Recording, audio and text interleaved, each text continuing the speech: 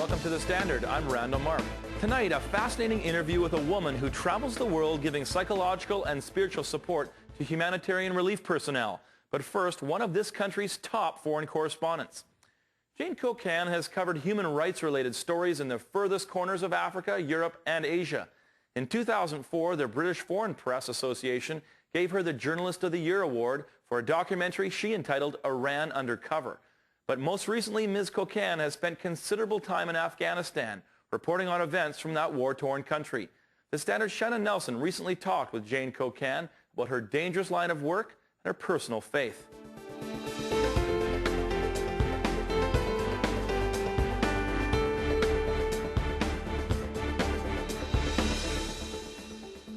We're told that Iran is part of the axis of evil. But the real evil is kept well away from the rest of the world. The beatings and torture of its young. 5 months ago, Zara Kassemi, a Canadian journalist, was beaten to death for reporting this story. As a foreign correspondent, Jane Kokan has been shot at, deported, arrested, and almost gang raped while on the job. Her 2004 documentary, Iran Undercover, was but one example of the daily challenges she faces covering the stories she's most passionate about. Nice to have you here, Jane. Nice to be here.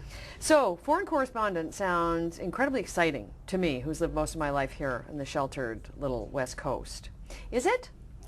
Is it exciting? Well, you have to lie a lot about your profession. I've been a chef, I've been an archaeologist, I've been a humanitarian aid worker, I've been deported, I spent a day and a half in a prison cell once. It's not always that exotic. You come back with tropical diseases sometimes as well. Yeah.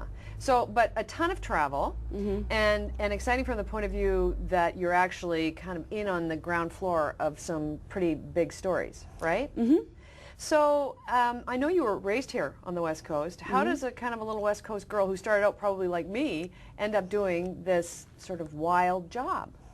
Well, my family comes from the former Yugoslavia, so that became my first conflict. And I speak the language, and because I'm a female video journalist, I was able to go from the Muslim side to the Serb side to the Croat side.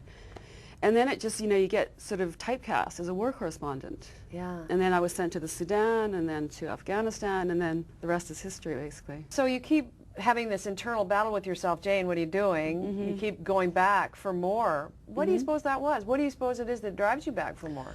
Well, as a lot of people that do this kind of work, I think we are addicted to the adrenaline rush. Yeah. Because life does move that much faster when you are in the thick of it. You know, when there's bullets flying around, there's action, there's a conflict. You know, the blood does start to, you know, turn over a bit more.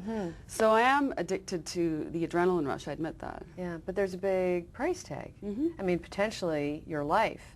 And I know that you've lost colleagues. I have. In the line of work. For example, weren't you supposed to be in Gaza and you changed your mind and somebody filled in for you? That's right, that's right. And lost their lives. That's right. While doing Good that friend job. of mine, James Miller.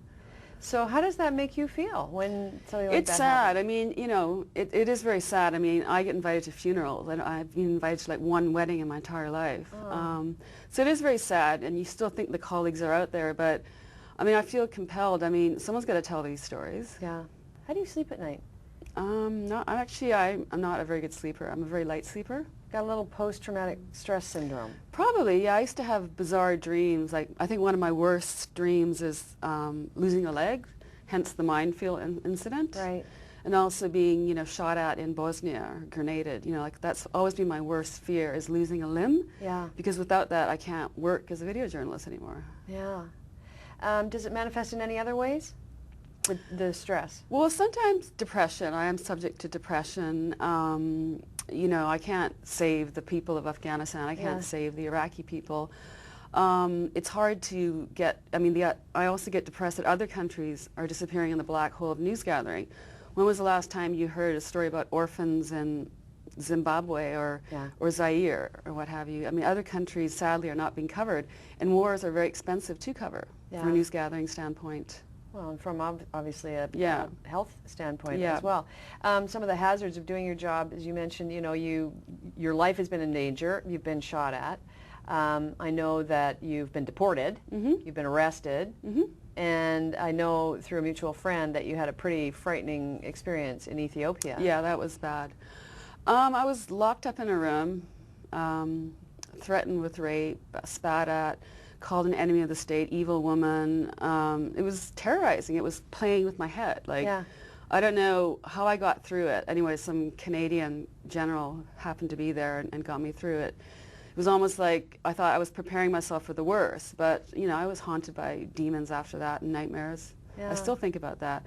And I still feel a sort of anger that I was deported and treated like, you know, a rabid dog, basically. Tell me, because I know you've covered lots of stories that have to do with religion and how religion impacts different parts of the world. Mm-hmm. Personally, how has that impacted the way you feel about religion?